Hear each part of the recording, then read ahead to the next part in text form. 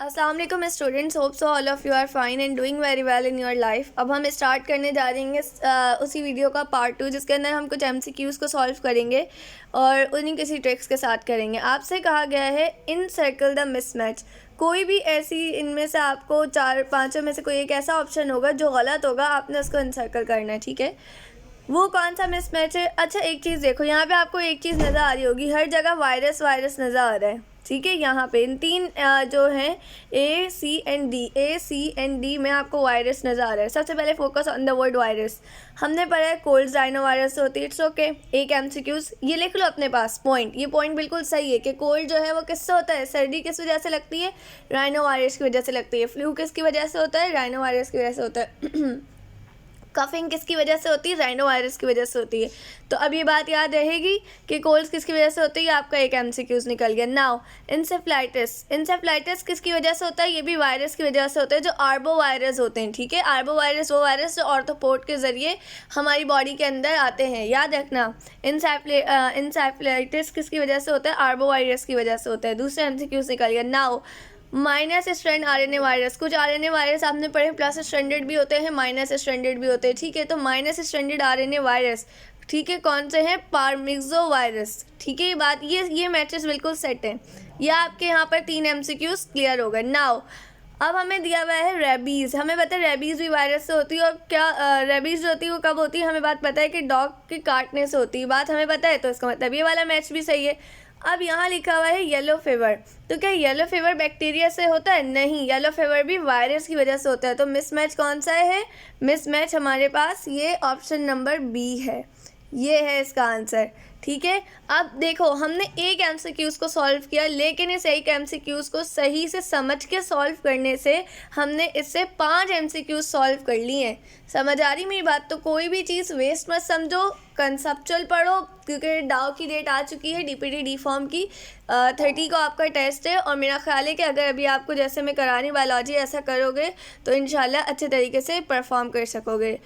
और अपना टारगेट रखना है कि आज आप लोगों ने क्या करना है, anyhow first year biology का chapter number 2 and chapter number 4 depth में स्टडी करना है। ठीक है, एंजाइम जो है वो मैं आपको एक ही वक्त में एक ही दिन के अंदर उसके लेक्चर्स करवा दूंगी। आपको जो मैं आपको बात बता रही हूँ, आपने क्या करना है, चैप्टर नंबर 2 बायोलॉजिकल मॉलिक्यूल्स, और उसके बाद जो आपका चैप्टर नंबर 4 है द सेल, इसको डिटेल में पढ़ना है। ठीक है, अच्छा नाउ हम थोड़ा सा आते हैं कुछ एक पॉइंट बताती हूँ, फिर एक MCQs करेंगे।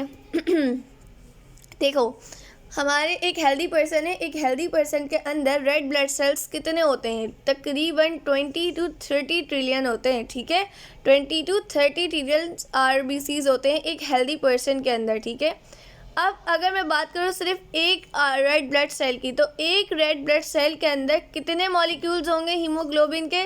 280 मॉलिक्यूल्स होंगे। और हर एक हीमोग्लोबिन, ठीक है, एक हीमोग्लोबिन तो कितने अपने साथ ऑक्सीजन के मॉलिक्यूल्स को बाइंड करेगा? 4 ऑक्सीजन के मॉलिक्यूल्स को बाइंड करेगा।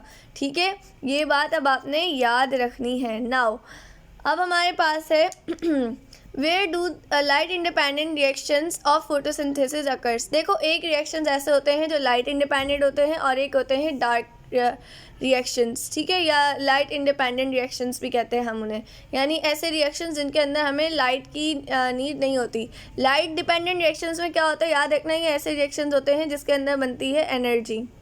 ठीक है, अब आपसे कहा जा रहा है कि जो लाइट डिपेंडेंट रिएक्शंस है वो कहाँ पे होते हैं? तो हमें बात पता है कि गार्ड सेल जो होते हैं स्ट्रोमेटा के, उसके अंदर तो नहीं होते। ठीक है, अच्छा भाई, उसके बाद साइटोप्लाज्म ऑफ लीफ सेल, ये भी नहीं होगा। ठीक है, अब हमारे पास बचता है B एंड C। हमारे पास बचा है स्ट्रोमा ऑफ क्लोरोप्लास्ट या थैलाकॉइड मेम्ब्रेन ऑफ क्लोरोप्लास्ट। तो होता ये है, हमारे पास ये क्लोरोप्लास्ट होता है।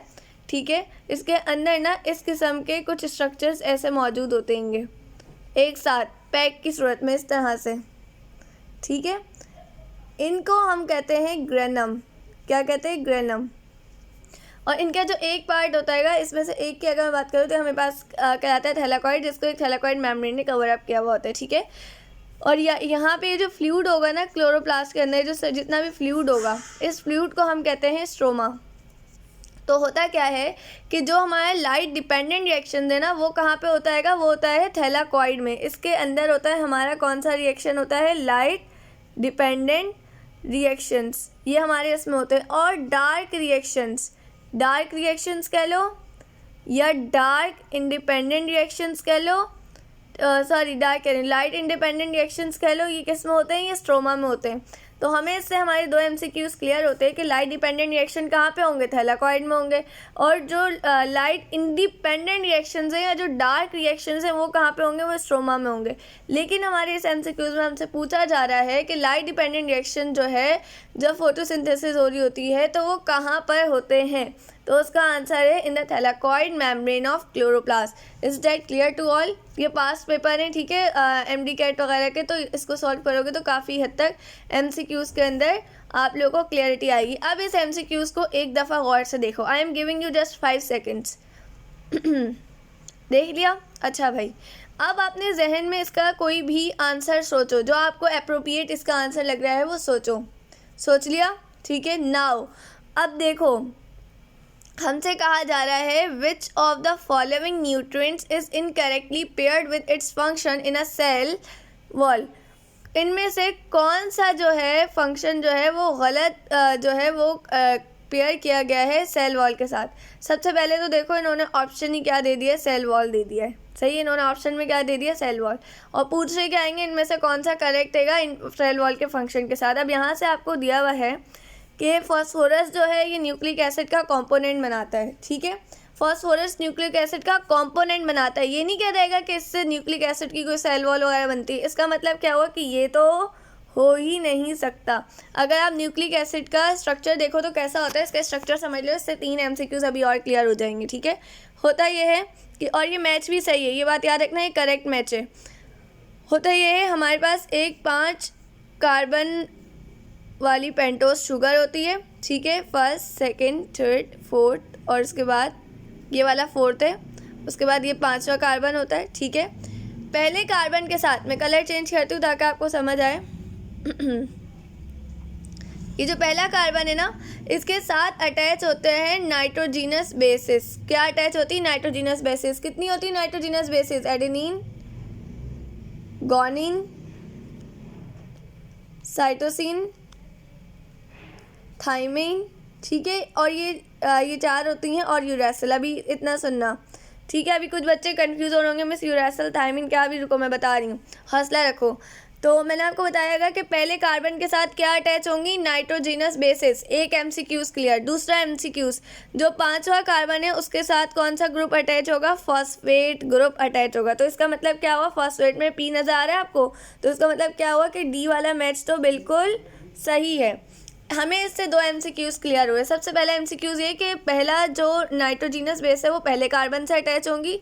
दूसरा ये कि फॉस्फोरस जो है वो 5वें कार्बन से अटैच होता है। नाउ अब हमें इसका स्ट्रक्चर भी समझ आया। वो ये समझ आया कि पेंटोस शुगर यानी कि एक जो न्यूक्लिक एसिड जो न्यूक्लियोटाइड बनता है उसके अंदर क्या होता है? एक पेंटोस शुगर होती है, एक नाइट्रोजिनस बेस होता है, एक फॉस्फोरस होता है। अब एक और MCQs याद करेंगे। वो MCQs क्या है? देखो, ये वाला जो पार्ट है ना, सिर्फ ये फॉस्फोरस को हटा के इसको हम लोग एक और वर्ड कहते हैं, इसको हम कहते हैं न्यूक्लियोसाइड। याद रहेगा। और जब इसके साथ फॉस्फोरस को अटैच कर दिया जाए तो ये न्यूक्लियोसाइड से हटके हो जाता है न्यूक्लियोटाइड। Is that clear? हो गए? देख रहे हो कितने MCQs क्लियर हुए? 4। नाउ आगे आओ। मैंने आपको बताया adenine, guanine, cytosine, thymine, uracil, ये सब क्या है? 5 नाइट्रोजिनस बेस है। लेकिन DNA के अंदर सिर्फ पाई जाती हैं adenine, guanine, cytosine and thymine. कौन कौन सी पाई जाती हैं? DNA के अंदर, डीऑक्सीराइबोन्यूक्लिक एसिड के अंदर क्या क्या पाया जाता है? Adenine, guanine, cytosine and thymine.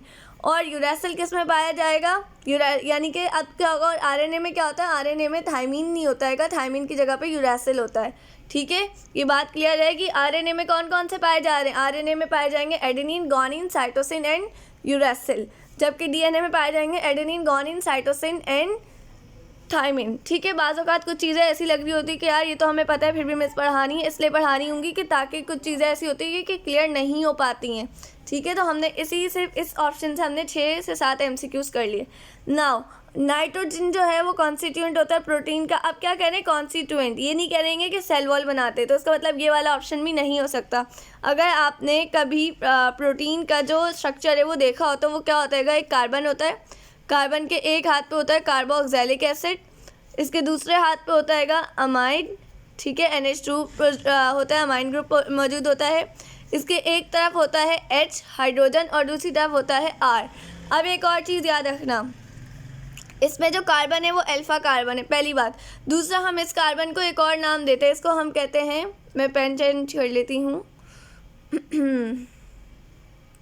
इसको हम कहते हैं चायरल कार्बन, ठीक है, चायरल कार्बन या चिरल कार्बन जो आप लोग बोलते हैं, ठीक है। चायरल कार्बन क्या होता है सुन लो। चायरल कार्बन का मतलब ये होता है कि ऐसा कार्बन जो चारों तरफ से बॉन्ड हो। अब आपको नजर आ रहा है चारों तरफ से बॉन्ड है, इसका कोई भी बॉन्ड खाली नहीं है, और इसके जो चारों बॉन्ड हो ना, यानी चारों एटम्स जिससे बॉन्ड हो, चारों अलग अलग तरह के हो, जैसे यहाँ अमाइन है, यहाँ हाइड्रोजन है, यहाँ अल्काइल है, यहाँ पर COOH है। ये बात क्लियर हुई? बिल्कुल हो गई क्लियर। तो हमने इसके अंदर देखा, इसके अंदर नाइट्रोजन भी था, NH2 था ना, तो हमें इससे कितने MCQs क्लियर हो गए? 3 से 4 और क्लियर हो गए। Now magnesium is constituent of chlorophyll. अगर आप क्लोरोफिल का हेड देखें तो क्लोरोफिल के हेड में दरमियान में मौजूद होता है मैग्नीशियम और साइड में मौजूद होते हैं ऐसे करके नाइट्रोजन। तो ये वाली बात भी सही है, यानी कि BCD तो बिल्कुल सही है। अब इनमें गलत क्या है? इनमें गलत है A ऑप्शन, पोटेशियम और फॉर्मेशन ऑफ सेल वॉल, ठीक है, कि पोटेशियम जो है वो सेल वॉल की फॉर्मेशन करवाता है, तो ये बात बिल्कुल गलत है, ठीक है। Is that clear? और देखो उन्होंने हमें ऑप्शन में क्या कहा था? सेल वॉल, तो हमें समझ जाना चाहिए था, वो इनकरेक्टली पूछ रहेगा कि सेल वॉल के अंदर किसका फंक्शन होता है, तो ये सारे तो खुद इन्होंने बता दिया, प्रोटीन न्यूक्लिक एसिड का, सेल वॉल वाला तो ये तो ठक सा आंसर लगा देना है, ठीक है। ये बात याद रखनी है, सही है। अपने माइंड को थोड़ा सा शार्प वे में चलाएं। नाउ इससे भी आपके 4 से 5 MCQs क्लियर होंगे। Diploid human chromosome set has, diploid human cell chromosome has, human chromosome का जो सेट होता है उसके पास क्या होता है याद रखना, उसके पास 22 पेयर्स होते हैं ऑटोजोम्स के। ऐसे ये ऑटोजोम्स होते हैं ना, एक बात याद रखना, अगर कभी MCQs में पूछा जाए वो कौन से क्रोमोसोम्स हैं जो मेल और फीमेल दोनों में सेम होते हैं, तो वो ऑटोजोम्स होते हैं, ठीक है। डिफरेंस कहाँ पे आता है? सेक्स क्रोमोसोम्स में आता है। तो 22 हमारे पास क्या होते हैं? ऑटोजोम्स, सही है। अच्छा भाई, अगर इसके साथ हमारे पास XX है तो ये हमारे पास किसका पेयर बन जाएगा? ये फीमेल का क्रोमोसोम का सेट बन रहा है। अगर हमारे पास 22 ऑटोजोम्स के साथ XY का पेयर है तो ये हमारे पास मैन का बन रहा है। तो आपसे पूछा जाएगा कि इनमें से कौन सा डैप्लॉइड क्रोमोसोम है, तो आपको यहाँ पे B भी नज़र आ रहा है, C भी नज़र आ रहा है, ठीक है। दोनों सेम लग रहे हैं सेम, लेकिन ये दोनों आंसर नहीं है। क्यों नहीं है? सबसे पहले मैं ये भी बताऊँगी, लेकिन ये बात बिल्कुल सही लिखी हुई है, और यानी कि आपने ये बात याद रखनी है सबसे पहले तो कि ऑटोजोम्स जो है वो मेल और फीमेल में कॉमन है। ये वाला जो पेयर है ये फीमेल के क्रोमोसोम का, ये वाला जो सेट है ये मेल के सेट का। नाउ अब ये ऑप्शन क्यों सही नहीं है? क्योंकि अगर आप A ऑप्शन देखें तो आपको A ऑप्शन में नज़र आ रहा है कि 22 पेयर्स ऑफ ऑटोजोम्स, ठीक है, and 1 pair of sex chromosome. अब इसके अंदर मेल के भी सेक्स क्रोमोसोम हो सकते हैं या फीमेल के भी, वो उनकी मर्जी। उन्होंने सिर्फ आपसे पूछेगा कि ह्यूमन में क्या होते हैं, उन्होंने आपको स्पेसिफाई तो नहीं किया ना कि ह्यूमन मेल है या फीमेल है, तो आप ना तो B लगा सकते हैं ना C लगा सकते हैं, ठीक है। तो ये बात है कि B और C भी नहीं होंगे, तो हमने B और C को भी कट कर दिया। Now haploid somatic cell and diploid germinal cell, ये बात उल्टी लिखी हुई है। सोमैटिक सेल्स जो होते हैं वो डिप्लॉइड होते हैं, याद रखना। सोमैटिक सेल्स जो आपकी बॉडी सेल्स होते हैं, सोमैटिक सेल्स कौन से होते हैं? आपकी बॉडी सेल्स, याद रखना। और जर्मिनल सेल्स कौन से होते हैं? या आपके सेक्स सेल्स होते हैं, ठीक है, ये हैप्लॉइड होते हैं। ये बात उल्टी लिखी हुई है, सही है, तो ये ऑप्शन भी नहीं है। E भी नहीं है क्योंकि इन्होंने यहाँ पे क्या लिख दिया? Diploid somatic. ये बात तो सही है, लेकिन जर्मिनल डिप्लॉइड नहीं होते, ये क्या होते हैं? हैप्लॉइड होते हैं। तो हमारा आंसर सही कौन सा है? A वाला है। लेकिन हमारे इससे कितने सारे MCQs सही हो गए? बहुत सारे सही हो गए, सही है। अच्छा भाई, ये वाला लास्ट में सॉल्व करेंगे, पहले 100 वाला करवाती हूँ, आसान है। देखो, which part of brain regulates body temperature, इनमें से कौन सा ऐसा पार्ट है आपके ब्रेन का जो टेम्परेचर को रेगुलेट करता है? अपनी सेकंड ईयर की बुक उठाओ, होमियोस्टेसिस, उसमें बिल्कुल लास्ट में जाओगे, वहाँ पे आपको मिल जाएगा उस चैप्टर के लास्ट में कि हाइपोथैलेमस जो है ये एक ऐसा पार्ट है ब्रेन का जो किसको रेगुलेट करता है? आपके बॉडी टेम्परेचर को। और एक और याद रखना कि फीवर जो होता है ना, उसका एक और नाम होता है और वो होता है पायरिक्सिया, ठीक है। ये बात क्लियर रहेगी? चलो भाई, आ जाओ अब इस MCQs की तरफ। ये चैप्टर जेनेटिक्स से सही है, इससे एक MCQs लाजमी आता है। आपसे पूछा गया है कि NRH negative women married to NRH positive man, एक RH नेगेटिव वुमेन है, सुनना पहले मेरी बात, ठीक है, जिसने शादी किससे करी है, जिसने RH पॉजिटिव मैन से करी है। इसका मतलब ये हुआ RH नेगेटिव से मुराद ये है कि उसका ब्लड ग्रुप क्या है, नेगेटिव है, यानी वुमेन का ब्लड ग्रुप नेगेटिव है और मैन का ब्लड ग्रुप क्या है, पॉजिटिव। अब बताने हैं मैन का जो फादर है, ठीक है, हस्बैंड का जो फादर है वो भी क्या है, नेगेटिव है, उसका ब्लड ग्रुप नेगेटिव है, बेटे का पॉजिटिव है और उसके अब्बू का क्या है, नेगेटिव है। सही है, ये बात क्लियर है।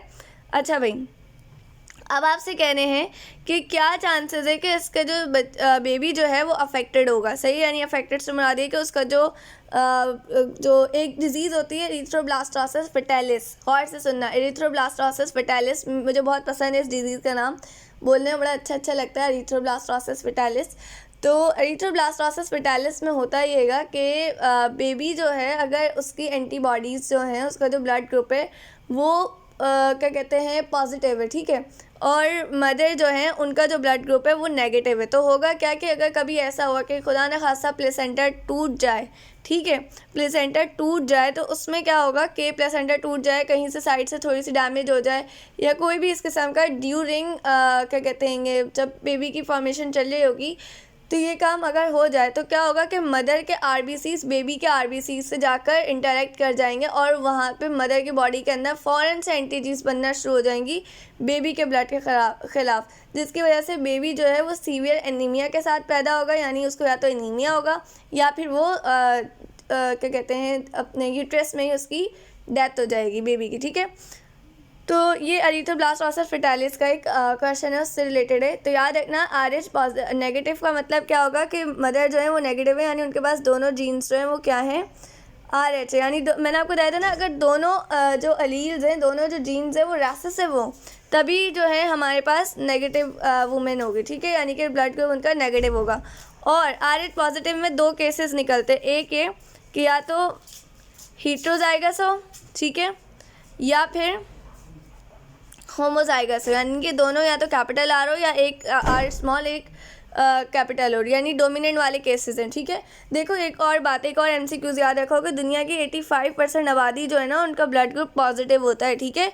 अच्छा भाई, तो इसलिए इसमें डोमिनेंट ये दो हैं। अब लेकिन ये कह रहे हैं कि इसके जो फादर, अब हमें कैसे पता चलेगा कि इसके अंदर जो हमने क्रॉस करवाना है, फादर जो है उनका होमोजाइगस है या हीट्रोजाइगस, ये बात मुझे कैसे पता चलेगी। तो मैं क्या करूँगी, मैं इस पर्सन के फादर को देखूँगी।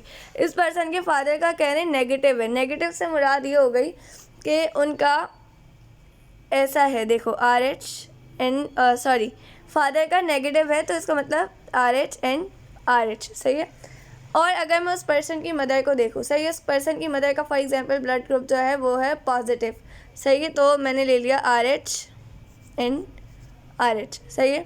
अब क्या होगा, इससे जो इनके अंदर ब्लड आएगा, जाहिर है ये पॉजिटिव है, इसका मतलब ये हुआ कि इनके पास एक मदर से जीन आई RH पॉजिटिव की और एक फादर से जीन आई RH रेसेसिव वाली, लेकिन इनका ब्लड ग्रुप क्या बन गया, इनका ब्लड ग्रुप मैन का ये वाला बन जाएगा, सही है, यानी कि हीट्रोजाइगस डोमिनेंट है। क्या है, हीट्रोजाइगस डोमिनेंट है। क्लियर, ये बात क्लियर हो रही है, जो मैं वर्ड बोल रही हूँ वो क्लियर हो रहा है, हीट्रोजाइगस डोमिनेंट। तो हमें इससे क्या पता चला, हमें इससे इनकी जो जीन्स है पता चल गई। अब मैं इसका क्रॉस बना लेती हूँ, ठीक है। यहाँ पे मैंने रख दिए मदर के एलील्स, ठीक है, और यहाँ पे मैंने रख दिए फादर के। अब आपने क्रॉस करवाना है RH R, मैं H नहीं लिख रही, सही है, जल्दी करवानी हूँ, R एंड R, ठीक है, R एंड R। अब देखो 50% बच्चे जो हैं, 50% बच्चे जो हैं उनका ब्लड ग्रुप क्या है, पॉजिटिव है, ठीक है। दो आ रहे हैं ना, देखो 2 बच्चों के पॉजिटिव है और 2 बच्चों के क्या है, नेगेटिव है, तो इसका मतलब है 50% जो है वो नेगेटिव है और 50% जो है वो पॉजिटिव है। तो कितने चांसेस होंगे कि बेबी जो है वो अफेक्टेड हो सकता है, ये 50% चांसेस होंगे, यानी 50% अगर बच्चे जैसे पॉजिटिव, उन नेगेटिव वुमेन ड्यूरिंग प्रेगनेंसी, अगर नेगेटिव जो ब्लड ग्रुप वाली वुमेन है, अगर उनके बेबी जो है उनका ब्लड ग्रुप पॉजिटिव होगा तो वो 50% बच्चे अफेक्टेड होंगे, ठीक है। बात क्लियर हुई, कोई भी मसला हो मुझसे पूछ सकते हो। अब कुछ और रैंडम MCQs की तरफ आते हैं। देखो एक MCQs पूछा जाता है कि ब्रेन का लार्जेस्ट पार्ट कौन सा होता है और उस लार्जेस्ट पार्ट के अंदर जो न्यूरॉन्स होते हैं ना, इंटर न्यूरॉन्स, याद रखना न्यूरॉन्स की 3 टाइप्स होती है, मोटर न्यूरॉन, इंटर न्यूरॉन्स और सेंसरी न्यूरॉन। तो ब्रेन का जो लार्जेस्ट पार्ट है ना वो सेरिब्रल कॉर्टेक्स है, ठीक है। सेरिब्रल कॉर्टेक्स के अंदर greatest number of inter neurons होते हैं। दूसरा, हमने न्यूरॉन्स को हम पढ़ते हैं ना, तो देखो एक होते हैं सेंसरी न्यूरॉन, ठीक है, और दूसरे हमारे पास होते हैं मोटर न्यूरॉन्स। तो ये दोनों जो होते हैं ना ये माइलिनेटेड होते हैं, यानी इन लोगों के ऊपर माइलिन शीट चढ़ी हुई होती है, इन्होंने क्या कहते हैं कपड़े पहने हुए होते हैं। लेकिन इंटर न्यूरॉन जो होते हैं ये अनमाइलिनेटेड न्यूरॉन होते हैं, इनके ऊपर इनका ड्रेस मौजूद नहीं होता। तीसरी बात, माइलिन शीट कौन बनाता है, याद रखना माइलिन शीट जो है वो बनाते हैं, मैं लिख देती हूँ, शिवॉन सेल्स, ठीक है। शिवॉन सेल्स जो हैं वो न्यूरॉन्स के ड्रेस बनाते हैं, ठीक है।